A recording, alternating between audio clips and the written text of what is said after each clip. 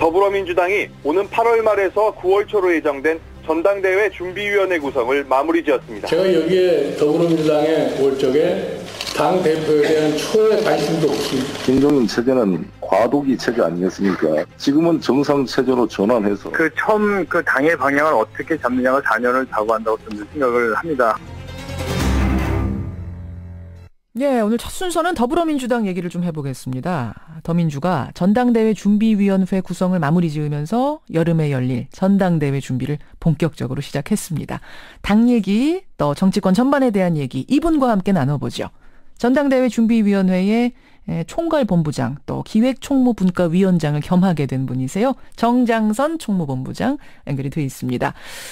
정 본부장님 안녕하세요. 네, 안녕하세요. 총선 때는 총선 기획단장하시고 지금은 비대위의 총무본부장하고 조직강화특별위원장을 맡고 계신데 네네. 전당대회 준비위원회에서도 큰 직책을 2개나 맡으셨어요?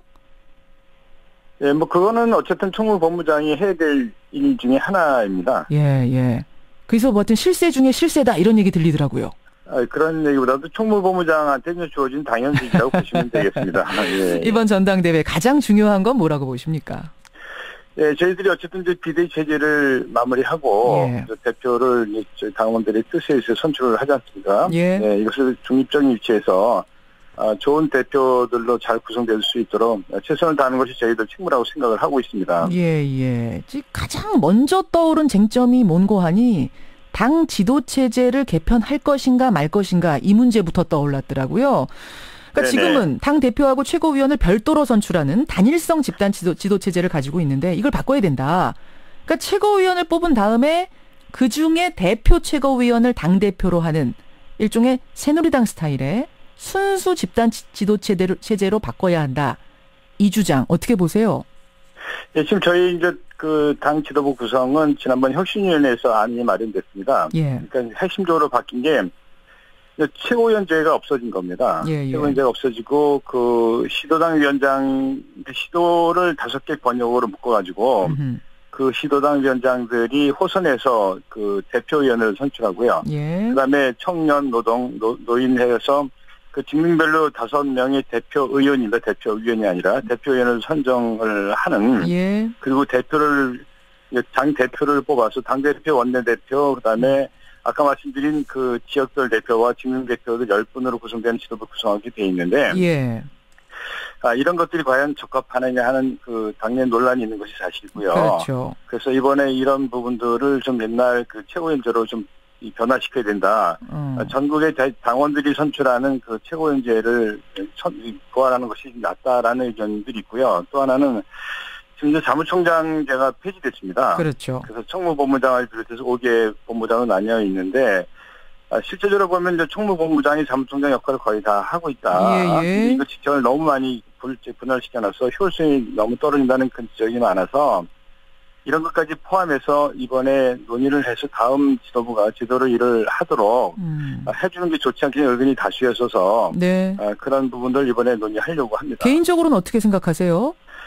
예, 저는 제가 사무총장을 5년 전에 했었고요. 지금 총무본부장을 하고 있습니다만은 이게 이렇게 일을 하다 보니까 요새 사무총장 옛날하고는 많이 힘도 약화되고 또 이 권한도 많이 줄어들었는데 또 이걸 막 분할해서 쪼개놓으니까는 효율성 문제에서 너무 심각하다. 또 제가 총무본부장 맡기 전에도 그런 논란이 있었기 때문에 또 지난번 비대위에서 논의하고 또 많은 분들 의견을 들어봤지만 거의 모든 분들이 다 이건 바꿔야 된다라는 의견들이 많아서 그렇게 되지 않을까 그런 생각을 가지고 있습니다. 그렇게 보세요. 총무본부장, 사무총장 문제는 그렇고 지도체제 바꾸는 문제도 이번에 논의가 좀 돼야 된다고 보시고요. 많은 분들이 그렇게 생각하기 때문에 논의를 할 겁니다. 정장선 총무본부장 더민주 만나고 있습니다.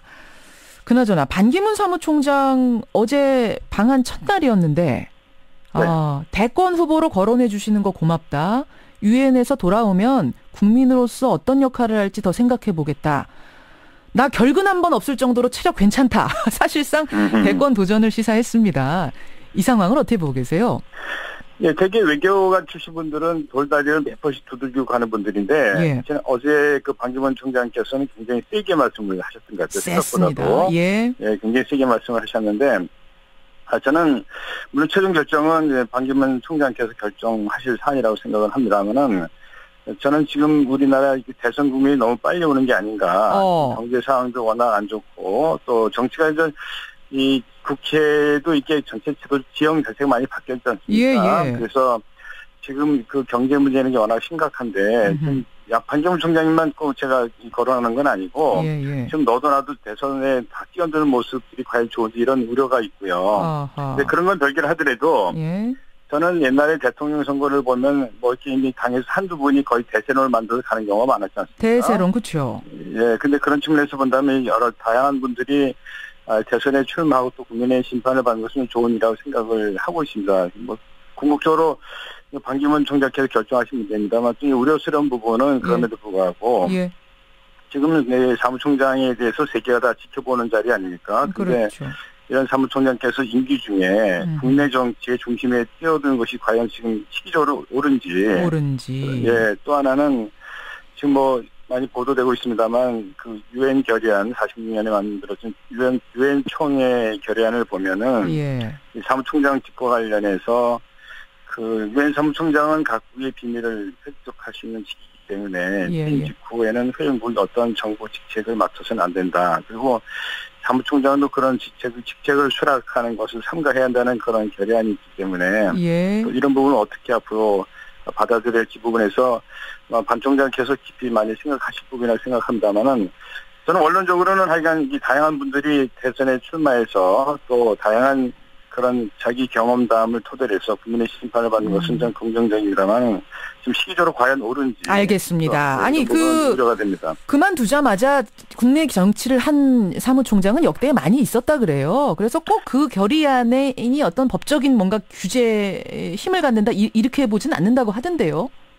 지금 보면은 한 두세 건이 있는데 대개가 퇴임한 4-5년 뒤에 4-5년 뒤에 대통령 선거에 출마하고 했지 바로 직후에 한 예는 별로 없다고 하고 있고요.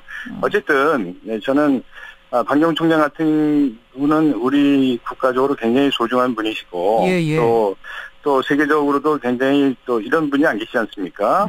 그런 부분에서 굉장히 소중한 분이기 때문에 좀 우려하는 말씀이고. 우려가 그래서 오히려 든다는 말씀이세요? 네. 그리고 키신저 같은 분들도 옛날에 대통령까지 나가지 않으셨지 않습니까? 그렇죠. 그래서 뭐 이런 여러 가지 본다면 저는 그리고 이렇게 조기에 대선이 과열되는 것이 과연 좋은지 우려됩니다.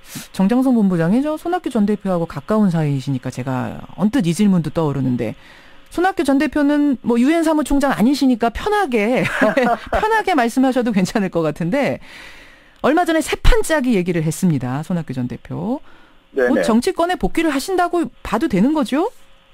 예, 제가 최근에 제가 좀 통화를 못 해봤습니다만은 여러 가지 정황을 본다면 뭐 마음을 많이 붙여 가신 게 아닌가 하는 생각은 드는데, 저는 좀 손학규 대표께서 그동안 많이 직고하시면서 강진에서 뭐 생각도 많이 했고 또 고민도 많이 했었고 또 민심의 향배라든가 좀 우리 국가가 앞으로 될지는 무슨 많이 생각을 하셨으리라고 보기 때문에 이제는 저는 좀 정치를 전면에서 할 것인지 아니면 정말 은퇴할 것인지에 대해서 저는 좀 정리가 필요할 때가 되지 않나 이런 생각을 가지고 있습니다. 할 것인지 은퇴할 것인지 정리해야 된다? 아니 하기로 마음 잡으신 거 아니에요?